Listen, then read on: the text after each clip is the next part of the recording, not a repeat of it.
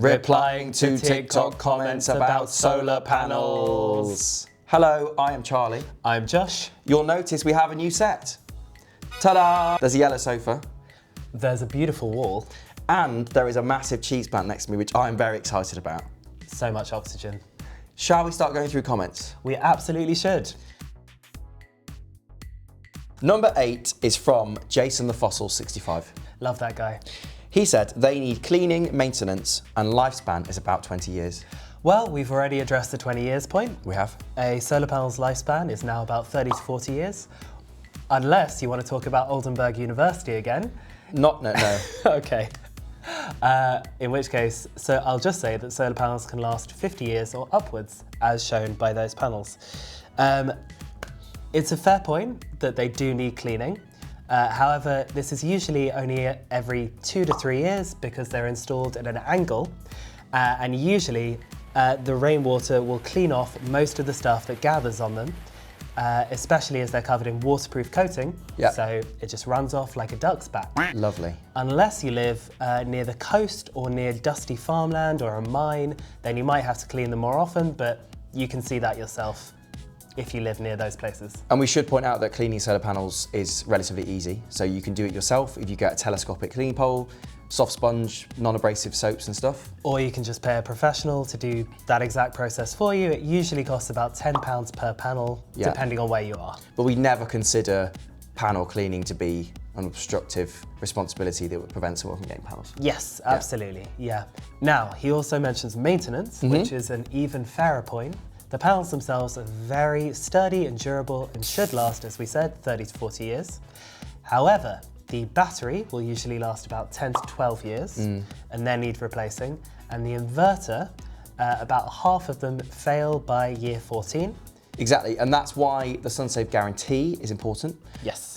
So we offer the UK's first solar subscription. Sunsave Plus. Sunsave Plus, and every Sunsave Plus subscription is backed by the 20-year Sunsave guarantee. That includes 24/7 monitoring, which is useful for all these complex systems where you need to keep an eye on them.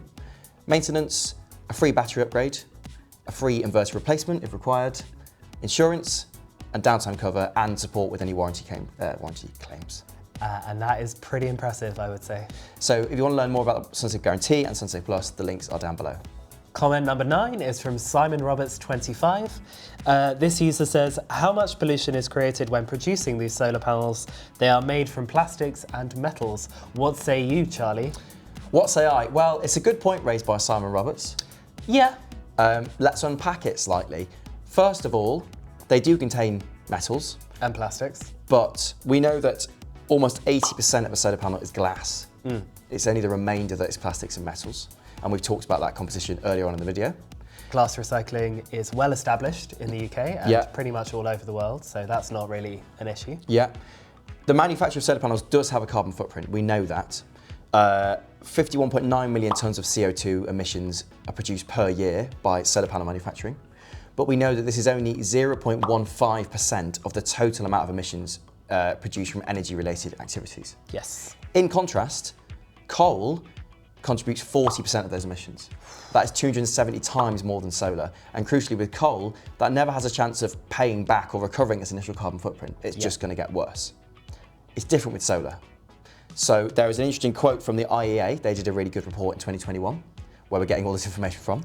They said the amount of CO2 emissions PV plants, so solar farms, are able to displace during their operational lifetime far outweighs the volume emitted during their module manufacturing. Yes. Basically, they cancel out their carbon footprint and then they go on to produce a positive. There's a really good stat here. The average solar panel installed in Europe will offset its initial carbon emissions from manufacture in either 1.18 years if it was made in China or 1.05 years if it was produced in Europe. And given we've said that systems can last 30 to 40 years, there's a system in Germany that's lasted over 50 years, that's a lot of time of just net green positive impact. Yeah. The 10th comment is from DWDAFSG. This is commenter. Yes, this is fascinating. He said, I don't trust solar. Okay. You never know what the government could be putting in the power to track us. Not even in the panels. They think they're putting something in the electricity itself to track us. Wow, that would be an incredible level of technology. Be amazing, yeah. Obviously, there is no evidence And I feel very confident in saying it's not happening, Yeah. that the government is putting anything in the electricity Yeah. to try and track us.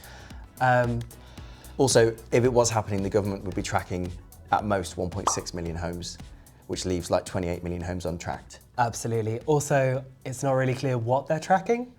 I guess they'd be tracking your electricity usage, which they already track via energy bills Yeah. and smart meters, Yeah. which is fine. Yeah, really baffling comment. Nothing else to say about that one, really.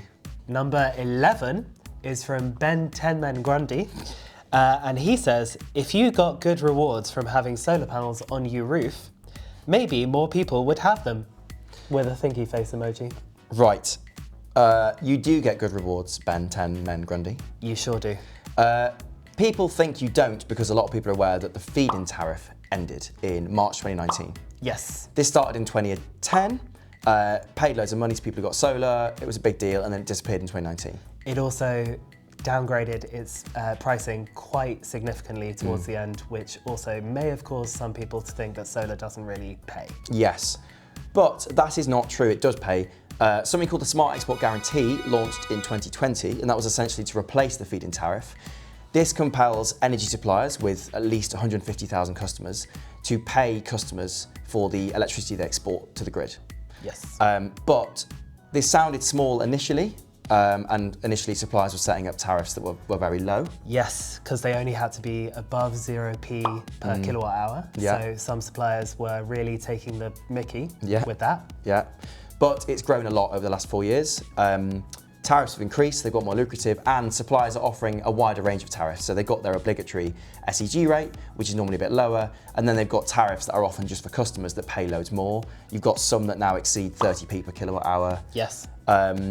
You are the man with the numbers. Yes. How much could a typical home with a solar and battery system in the UK earn through export income per year? So we will put the requirements on the screen, but £343 per year. And if you think about that over the course of decades and potentially decades, that's loads of money. Yeah, and that's excluding the savings from reducing your imports. That's just export income. Exactly. Combined with all this, just to focus more on the rewards from solar, if you sign up to a time of use import tariff, which gives you a lower rate overnight, and you have a battery, and you have an export tariff, combining all this together can lead to some serious savings. Absolutely. You can save around £1,000 per year in that way, which is brilliant. Yeah. It's not the absence of rewards that's stopping people from going solar. Yeah. A survey of 2,000 homeowners by Utilita Energy in 2025 this year found that 69% of people think the high upfront cost of solar is too prohibitive to encourage them to switch. Which is completely fair. Completely fair. That's why we have Sunsave Plus, which is the UK's first solar subscription, and it means you can switch to solar with no upfront cost and instead make fixed monthly payments for 20 years. And you're backed by the Sunsave Guarantee, which we just mentioned, which is the big maintenance package. To learn more, there's a link down below. Our penultimate comment is from Stev HNK. Alrighty. It's short but sweet. It's solar killing birds and bees. What do you make of that? I don't really know what Stev is talking about when it comes to bees, but solar panels do kill a certain amount of birds every year. This is somewhat unavoidable. So big solar farms have concentrated beams of solar energy. Yeah. And this can sometimes horrifyingly incinerate birds. Death Star vibes again. Very much Death Star vibes, yeah. Birds can also crawl under rooftop solar panels sometimes and chew at the wiring, get electrocuted, die that way, which is horrifying, but also, apart from bird protection, you can't really do much.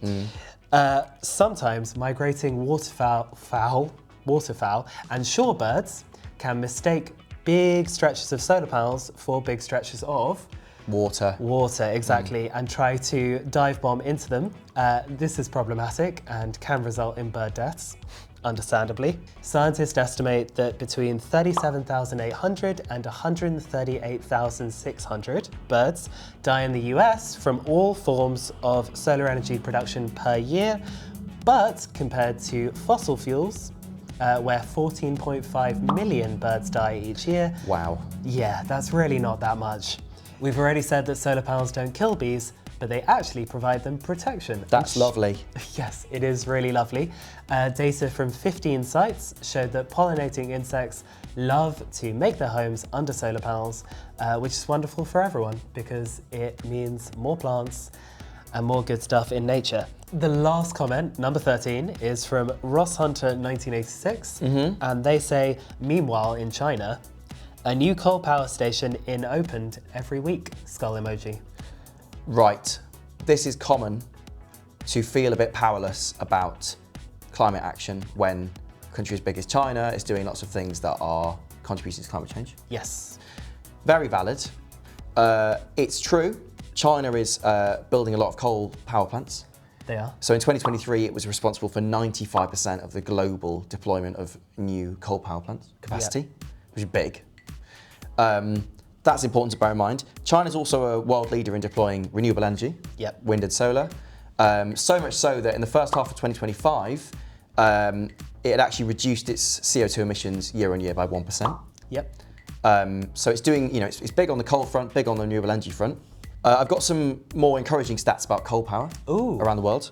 Firstly, global coal power capacity in 2024 hit its lowest level in 2 decades. Wonderful. Positive. Yep. Secondly, coal power development outside China and India has decreased every year since 2015. Wow. And to zoom in on a certain part of the world, in Latin America, they now have 0 active coal plant proposals. That is brilliant. It's wonderful. The final thing then is China contributes about 30% of the world's global carbon emissions. Yep. That means that every other country makes up the remaining 70%. Oof.